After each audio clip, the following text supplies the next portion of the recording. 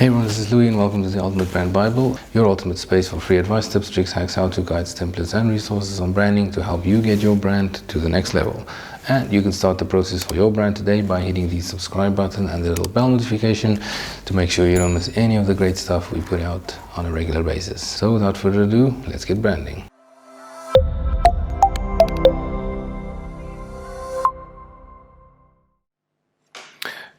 Hey everyone, in today's video we'll be looking at the basics of brand architecture. It's another one of our series on understanding branding basics. So we'll be looking at what is the brand architecture, how it works. We'll be looking at the different models and then also list some advantages and disadvantages of each model along with some examples.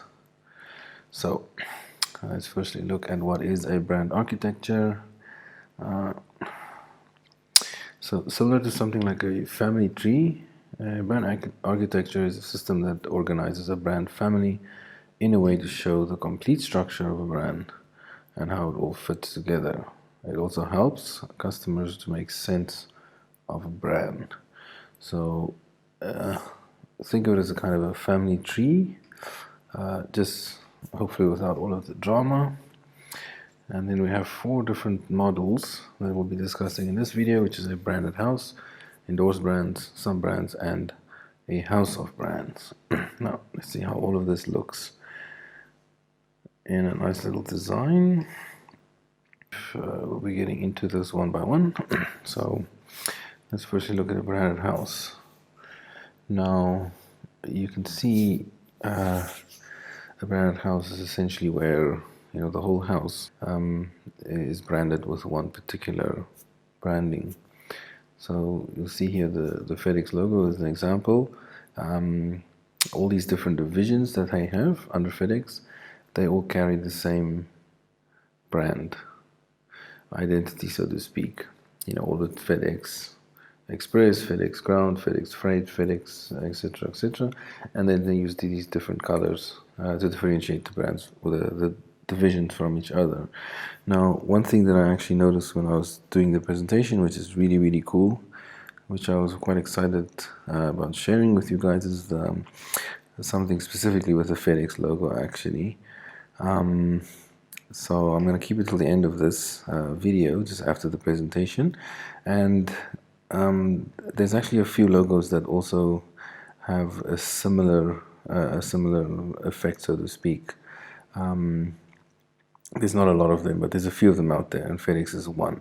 So I actually thought it might be cool to do a video just on that. So be sure to subscribe and hit the little bell notification so that you can be notified when I do that video. I did schedule it for one of the next few videos that I'll do. And it's just something really cool and fun that I can share with you guys. So do that, and also stick around till the end so I can show you this thing about the FedEx logo. That's really cool. Anyway, let's get to the advantages of a branded house. Number one, it's easily recognizable. But it's obvious because it all follows the master brand. Increases awareness of the brand because obviously all the work that you do around marketing and branding on the main brand, it just kind of flows throughout the entire architecture, and it's a more streamlined marketing strategy. New products can easily leverage the equity of the master brand. So if FedEx, for instance, decided tomorrow to go into a completely new market, like, I don't know, make washing machines or something like that, appliances, it would carry the same FedEx branding, FedEx appliances or whatever. And compared to a brand new man entering the market, they have an advantage in that sense. So, and then the disadvantages: one product, service, division, or extension's failure or bad reputation can damage the whole structure. And then obviously all products, services, divisions, and extensions need to be aligned with the master brand and limited to the master brand's identity. So there's both a plus and a minus. But then again, if FedEx decides to start making appliances tomorrow, they might want to brand that differently. Unfortunately, they can be stuck with the FedEx brand. So it's, depending on the situation, could be both good or bad. And then we look at sub brands. Now you'll see it's very similar to the branded house, but there's some deviation from the actual brand identity, from the master brand. Although you can still see it's quite cohesive. All of these brands, how they fit together, but it's a little bit more flexible. So let's see the advantages. It utilizes the benefits of the master of the brand architecture models it combines. So it does combine, like I said, you can see the how it relates to the branded house, but then again it also relates to some of the other models we have here. So it's kind of a combination of a few of these models, and it takes the benefits from each one. The marketing costs are quite high. It's a very complex system. So those are the disadvantages. And then we can look at now at endorsed brands. You can see in this example, so we use Marriott hotels, and they have a few, it's brands that's not related to them, but it's endorsed by them. So you can see here, Execu Stay by Marriott, Residence Inn by Marriott, Marriott Rewards, JW Marriott, you have all of these, Weston. Advantages of this endorsed brands model enables cross-selling between brands. Now, this is particularly useful if you want to upsell. If you have brands that fall into I want to say cheaper category, but more, mainstream, and then you have more luxury brands. You can easily cross-sell, upsell between these. That's one way of doing it. Or you have kind of services that work together, or services that benefit each other. A good example of this is if you have obviously in this example, hotels. Now, if you have a concierge service, that'll be good to leverage because it's related. Maybe you have a limo service, once again endorsed by Marriott, so you can, it's kind of a vertical integration without, doing it under one company. It's more just endorsing these brands. But then again, you can use maybe you have the travel agency, the limo service, all of these together.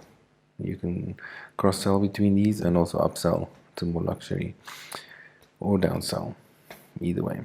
Leverages and benefits from the reputation of the master brand.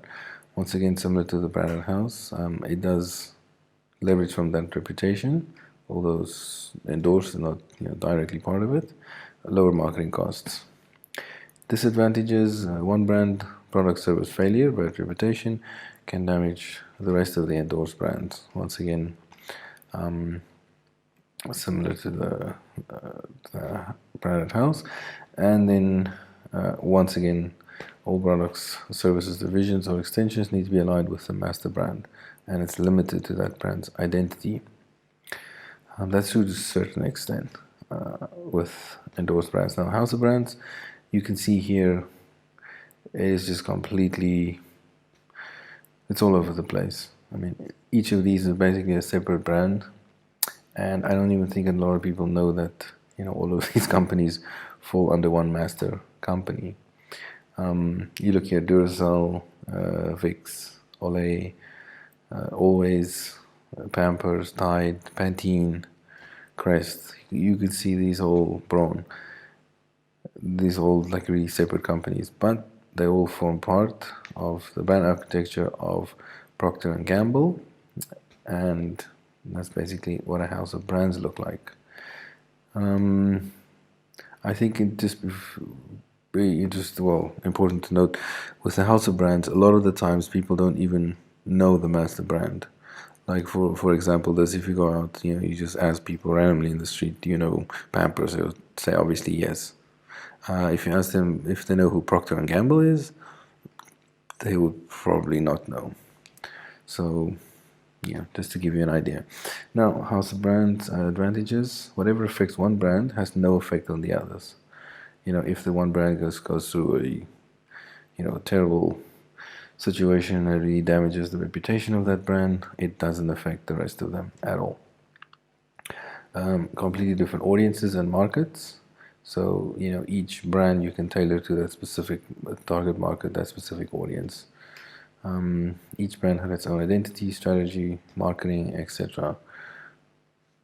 Once again, you can target each one for that market and tailor it, which is also good if you target different age groups with different products. If you want to really create kind of a modern hip product, and on the other end you have a product that's more traditional. You can completely separate these two, and the target audiences are different, and you can tailor the branding and the marketing strategies and everything exactly to your needs. Disadvantages, obviously the cost is very high and it's very time consuming, because each brand is essentially operating by itself. You can't really leverage from the benefit of the marketing strategy, one marketing strategy that kind of affects all of the brands. So brands don't benefit from the reputation of the master brand. As I said, a lot of people probably don't even know who Procter & Gamble is. It's a fun thing to do. Go out and check if you can find somebody who actually knows who Procter & Gamble is. Ask 10 people and see how many of them know. So that's it for brand architecture. And then, as I promised, about the FedEx logo. So let me just go back here and kind of rewind all the way back to the FedEx logo, as I promised. Let me just see where that one was here. Roundhouse, and okay, okay, yeah, the FedEx logo. So without zooming, I'll show you here with the mouse cursor. Now you see here the FedEx logo, the FED, and then the E and the X. Now you can see the E and the X. In between the E and the X, because of the way they fit together, this actually forms an arrow. See this? That forms an arrow. So this is one of those logos that has a hidden symbol, so to speak, within the logo. And it was just by putting the E and the X together in this way, and it creates that arrow. And the arrow is obviously indicative of the brand's identity, which is represents accuracy and speed and moving forward, because it's a courier company. So that's something really cool about this logo, and there's a few others that I know about that has this kind of a hidden symbol inside that most people don't know about.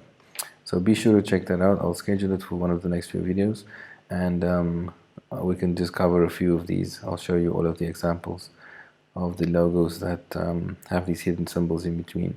So next time you see the FedEx logo and you're with somebody, you can point that out to them just for fun. And until next time, hope you enjoyed the video, and till next time.